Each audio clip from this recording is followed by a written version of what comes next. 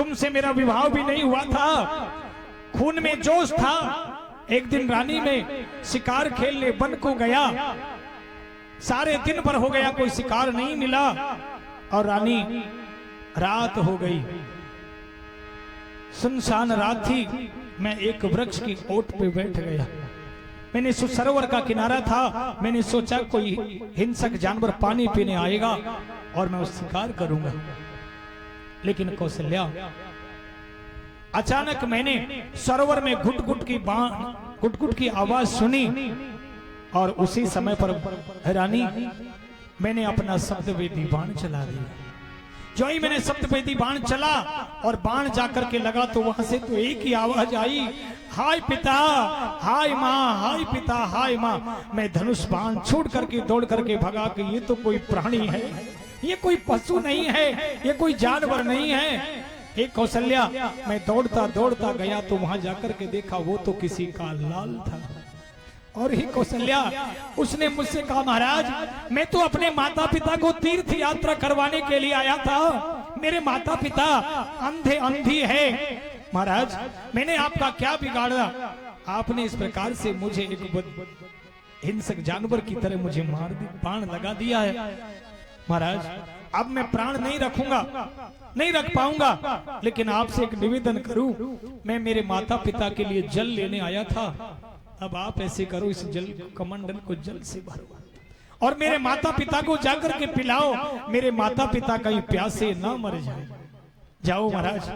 राजा दशरथ कहने लगा, रानी मैंने जैसे तैसे कमंडल को भर लिया।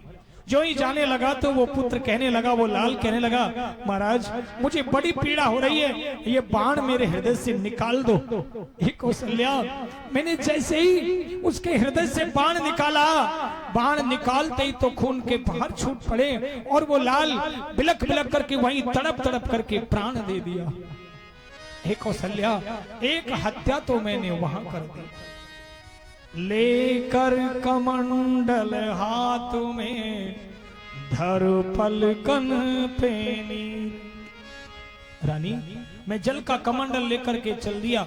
जो ही मैं उन अंधे अंधियों के पास गया, श्रवण के माता पिता के पास गया, मेरे पैरों की आवाज सुनकर के उन्होंने सोचा कि श्रवण आ गया। वो कहने लगे, बेटा इस अंधेरी रात में आज तो हमने तुम्हें भेज दिया, आज के बाद बेटा नहीं भेजेंगे। श्रवण, लेकिन बहुत समय लग गया। रानी, मैं कुछ नहीं बोला। वो मुझसे बार बार कहे कि बेटा तू बोल क्यों नहीं रहा है? लेकिन रानी, मैं कब तक चुप रहा, कब तक चुप रहता?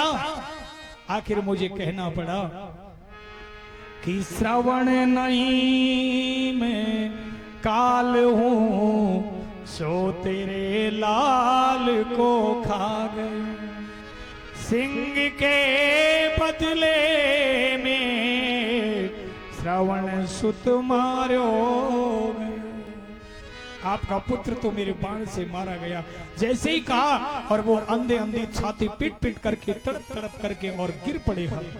मैं उनको धैर्य बंधाया, लेकिन वो धैर्य नहीं बंधा पाया और वो कहने लगे, राजन ला तेरा बाण, एक बाण से तो इसकी हत्या कर दे और एक बाण से मुझे भी मार दे। अब हम जी करके क्या करेंगे? एक पुत्र ही तो सहारा था। अब राजन तूने कौन सा बदला ले लिया? और हे कौशल्या, वो तड़प तड़प करके और रो रो करके बेहाल हो गए। उन्होंने जो मुझसे कहा, अब वो मुझे याद आ रहा है